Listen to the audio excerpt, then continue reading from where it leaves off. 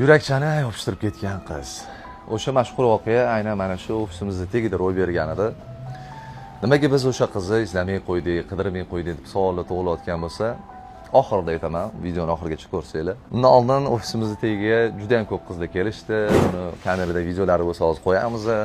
Kuniga 5 tadan qizlar kelishardi. O'sha qiz menman kerak bo'lsa, o'sha kiyimlarigacha ham to'g'irlab kelishdi. Biz to'g'risi hayron qoldik. Bu darajada mashhurlikka erishib ketadi bu narsa, trendga chiqib ketadi deb o'ylamagan edik. Sizga imkon topadi-yu, ko'rib turibdi. U agar boshqa qizlarga o'xshaganda sizga ko'rinish beradi, siz toping. Kerak bo'lsa prodyuser, administratorlarimizga ham kuniga 100 talab telefonlar bo'ladi. Qizlar telefon qilib man ko'rishib olaylik, dirishda kam gunoh qilmay videoni qo'ymasinlar deb rol o'ynashdi. Ammo o'sha videodagi qizni Instagramda yozsam javob bermadilar. Instagramda har xilcha bir sun'iychilik orqali nimadirlar tayyorlashib, o'zligini bildirishmoqchi bo'lishdi. Bir xil qizni kerak bo'lsa o'sha yurakchani yoshtirib ketgan qiz deb o'ziga profilni ochib olishdi-da.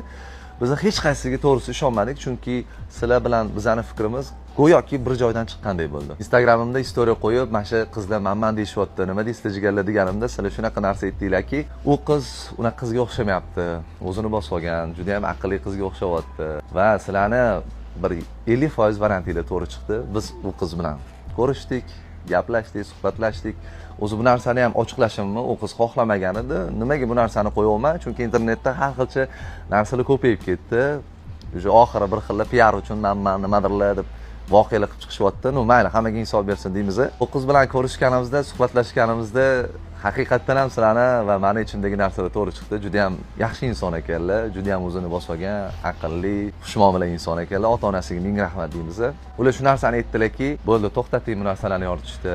Meni uydagilarim bu narsaga qarshi chiqishyapti. Ular shunchaki bu narsalarni hammasini muxlis sifatida meni hurmat qilganim uchun va mashinamni qiynaganimni ko'rib, ular Porsche mashinasini juda ham yaxshi ko'rar ekanlar. Ularning ham orzusi ekanlar. O'shaning uchun ham shu narsalarni amalga oshirib ketgan ekanlar. Avvalambor sizga kattakon rahmat aytaman. Hozir ham bu videomizni ular ko'ryaptilar va ularga men ko'rishganda shunaqa chiroyli taklif berdim. Xo'p, bu narsani aytmaymikin yo aytmaymikin deb juda o'ylayapman.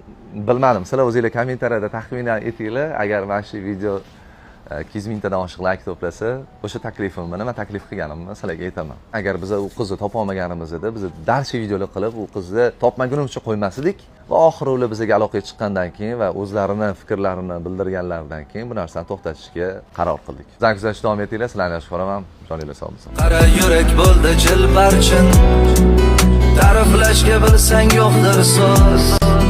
Hatto o'zimdan ham kechdim jim, lekin sendan kech olmadim voy.